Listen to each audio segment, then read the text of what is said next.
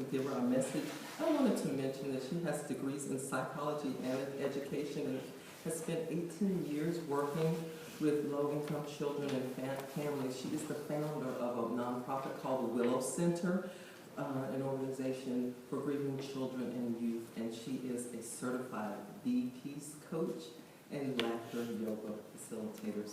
Please welcome Reverend Carrie Kenyon.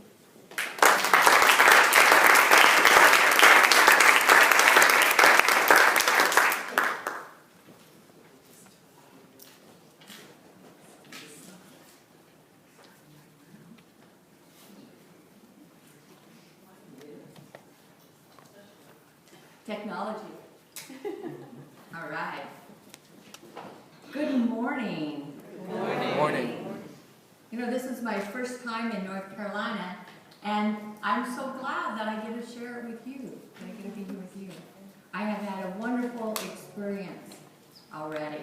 I've met some of the leaders and the board members. We spent the day together yesterday, and I must tell you that you have some very dedicated people that really want to do the best, the highest and best for Unity in Greensboro. So let's just take a moment and give them a hand and sending them some of that love that we've been talking about, all right?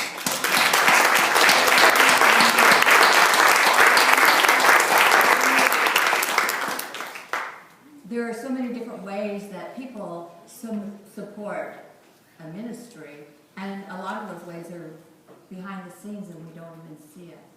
So I invite you today to be aware, to just be listening with that outer ear as well as the inner ear of all the different ways that love is showing up here in this community. Because that's what we're about today, right? Love. One of the 12 powers. Last week I was told that it was about life, but life and love go very well together. We often hear that God is love.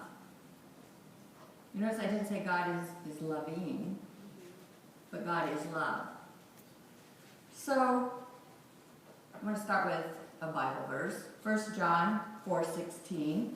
God is love, and those who abide in love abide in God, and God abides in them. So I'd like you to consider God abides in them, they abide in God. It doesn't say that God loves you. I've heard that saying before. But I'd like you to consider that God doesn't love you. God doesn't love anybody. God is love. Anytime we express love, we are expressing God because that is what God is. God is that attribute. There's no way we can express love without expressing God.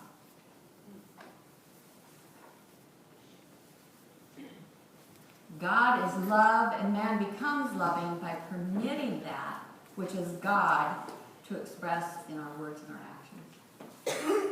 actions. Quote from Charles Fillmore.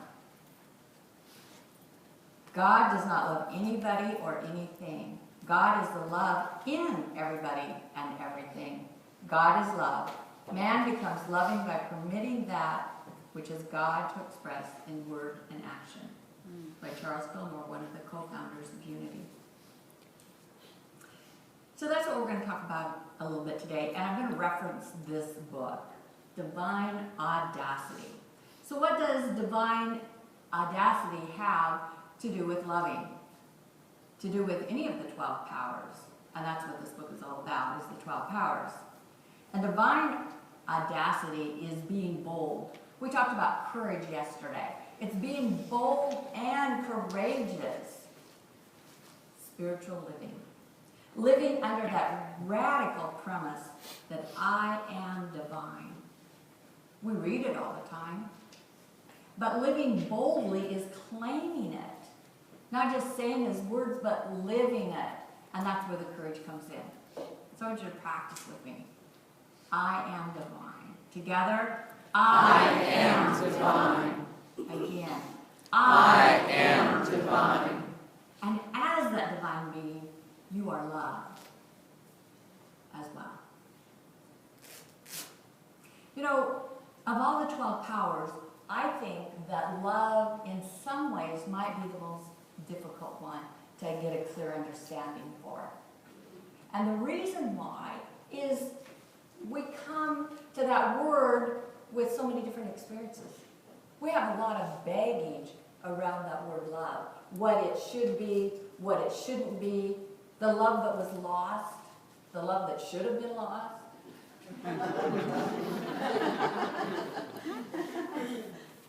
And that's not the love we're talking about today. We're not talking about that emotional love. What we're talking about today is that power. That love that God is, that we are when we're expressing. It's the love that is given without any thought of all of a sudden I can't say the word. Reciprocity. Thank you. Reciprocity. That's it. Reciprocity. That word. We love, we're just giving because it's love. We don't expect anything in return. It's just flowing out, nothing coming back. Something may be coming back, but it doesn't matter because that's not why we're giving the love. We're giving the love because that is our divine nature. That is who we are, created in the image and likeness of God. Love. So what would that do? Well, imagine yourself living every day not feeling any contention, jealousy, or anything against another human being, even the person that cut you off in traffic. I don't know if that gets any of you, but sometimes if I'm in a hurry, it might just nudge me a little bit. But always looking at everyone who comes across your path and seeing them for the truth of who they are, seeing them as an expression of the Christ. And when we look at someone and see that, instead of the human attributes, how might we treat them differently? How might we feel about them? Then we look at them through those human eyes. By opening ourselves up to God's love through prayer and meditation, through joining in fellowship, just like we are here this morning, coming together with like-minded, then we can get more in touch with that divine love. And the more we're in touch with it, the more we can express it, the more we can live in divine audacity. That boldness of, I am divine. Is that something worth playing for? To take the courage and step out and seeing someone as the Christ, as the divine being that they are. You know, the other people can't fill that void for you, but they can be a mirror for you to reflect back that that is who you are as well, that Christ in expression. And when that happens, life can feel absolutely miraculous. And when we're there, realize and recognize that is our natural state of being. Not the drama we find ourselves in. Not the stories that we have, but the fact that we're divine beings. And our life can be miraculous. With all the 12 powers, each one of us has a choice. Do we want to choose love? And that's why I did that. It's a choice. We're choosing love, not something else. And when we choose love, it ties in very well with the topic from last week, life. Love gives life. I'd like to tell you a story about an orphanage. And it was after World War II. And what they noticed is that there was a very high mortality rate among the infants on all floors except for one. And they couldn't figure out. They had the same diet, they had the same schedules. Why were the babies thriving more on that one particular floor. So they watched on what was happening on those floors on a daily basis. And what they found out is that one of the cleaning women had a routine, and as she went about cleaning in the evenings, she would pause by each crib and rub their backs. She was loving them, and that love made a difference. That love gave them life. Love is God in expression. God is love, God is life. And as we're sharing that love, we're sharing life. Deepak Chopra says that love is more than an emotion. It's a force of nature, and therefore it must contain truth. And truth comes in many forms. The next quote I want to share with you is from someone who's very wise. She's also 6 years old. Nika. And this is what Nika said. If you want to learn to love better, you should start with a friend you hate. So if love is really that expression of God in, through, and as us, and we're not looking for anything back, what better place to start? You know, it's easy to love people who are nice to us. It's easy to love people who love us. But if we're really being that expression, not expecting anything back, then it means also to love those that are not so easy to love. I have a story to share with you. When I was in seminary, I was privileged enough to be on a team to welcome in all the different affiliates from around the world.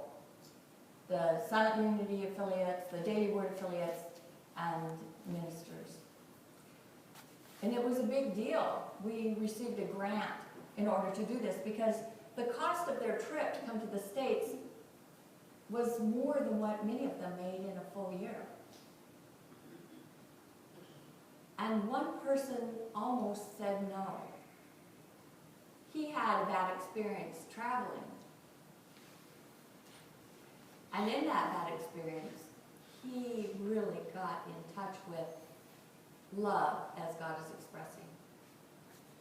He was from Nigeria, and what happened is he was traveling, he and a friend were kidnapped. And they were held for ransom. And they kept telling their captors, we don't know anyone with that kind of money. We can't come up with that kind of money. And yet every day the captors would come back and threaten them. This person, every time the captors came, he would see them as the Christ. He sent them love, and he was polite to them and returned their threats with kindness. And this went on for a few days, and one day his friend was taken out and he heard the gunshot, and his friend didn't come back. And still, he continued sending that love. He still continued treating them with respect and with kindness. And a few days later, without any explanation at all, they released him. He was being that love in expression. I'm not sure I'm there. But we can do it on a daily basis with the people that we come in contact with. We don't have to go to quite that extreme. So I want to share one a little bit closer to home. I like this quote from the Quest. True love is expressed not to be reciprocated. See, I can read it, I just can't say it. But to make us completely alive. How good does it feel when we're expressing love? It feels really good. it makes us feel really alive. To just give it and not expect anything back, but just letting that express in and through us. So I have a little bit more of a personal story to share with you, and that is about my daughter. Now, when my daughter was born, my mother was there for her birth. And it was like the two of them already knew each other. They were like this from day one. And whatever our daughter went through, Mom was always there, always listening, had the patience. From the stories of early childhood to the angst of teens. Whatever Kelly came up with, she loved her. And when Kelly came out and wanted the family to know that she was a lesbian, she said, Mom, I'm a little bit nervous about telling Grandma. Would you tell Grandma for me? So I did. And Mom said, well, she's still Kelly, isn't she? And I said, well, yeah. And she said, well, I guess we'll just keep on loving her then, won't we? And I said, yeah. And that's what they did. They kept on loving each other. Loving and respecting each other. But in some ways, it was a little bit lopsided because it was mostly Kelly telling Mom about her life and Mom being that patient, very much present, listening. And then things started to change. Mom got older. And she couldn't be that presence for Kelly anymore. When Kelly would go to the valley, she lived in Seattle at the time, and the valley was about a 5-hour drive. And she moved back to Seattle so she'd be able to make that drive. But when she went, Mom would tell her stories from a long time ago. And she would tell those same stories over and over and over again. So she called me on the phone and she said, Mom, I don't know if I can keep making that trip. It doesn't seem to matter whether I'm there or not. So I asked her to consider what it would be like if she let go of her expectations of what she had for her grandmother and opened her heart to be that listening ear and to be that presence. Just invited her to look at it. And so she made the decision that yes, that's what she wanted to do. And eventually she moved back to Arizona, but when she did, she talked to the family and said, can I take Grandma with me? Grandma was in a nursing home. She found one that was close to her so that she could visit her every single day. Not expecting anything in return, just giving that love. And she did go every single day unless she was out of town. But if she was out of town, she still wanted to make sure that Mom had that connection with someone. So she would get a friend or someone else to come and visit Mom. And one time she was gone and a little bit of dementia and things had set in. And Mom said, well, Kelly's not here. She's out moving a mountain. Oh. And you know what? She was right. Kelly was out moving a mountain. She moved a mountain of her own expectations of what that relationship was supposed to be like. She moved the mountain of even some resentment that relationship was no longer there.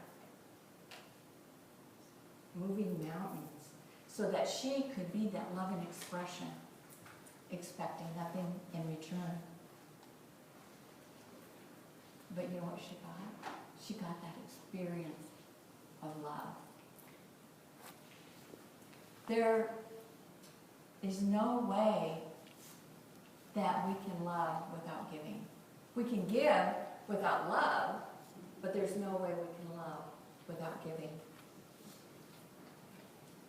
So our lives are changed not so much by the big things. Sometimes we look at some of the master teachers and it's like, oh, it seems like they're so, but they're role models for us. It's not that they're the only ones who can do it. It's that everyone can do it. Every single one And we are doing that every time we make that choice. Every time we let go of the expectations and say, oh, it has to be this way in order for me to love this person. Or it has to be this way for me to really be that expression of God. Because that is our natural state of being. We are what? Love. We are love. We are love because we are divine beings.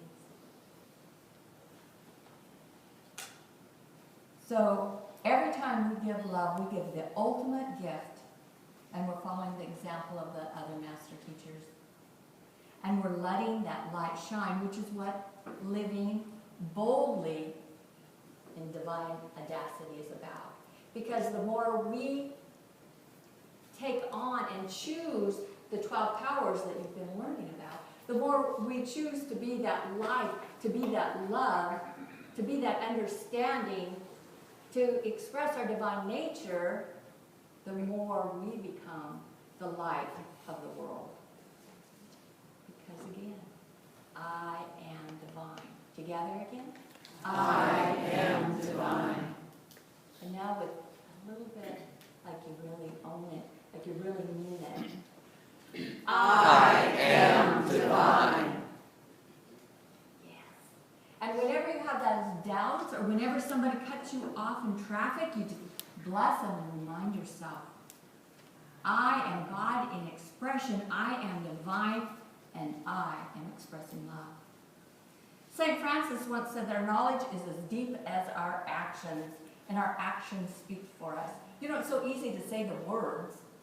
It doesn't take too much courage.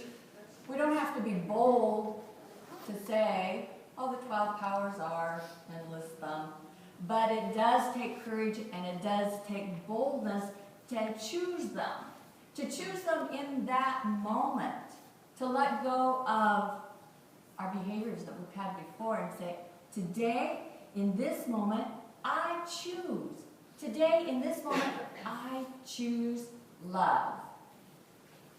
So go out today and move mountains. Move any mountains that stand between you and you expressing that love of God that you are.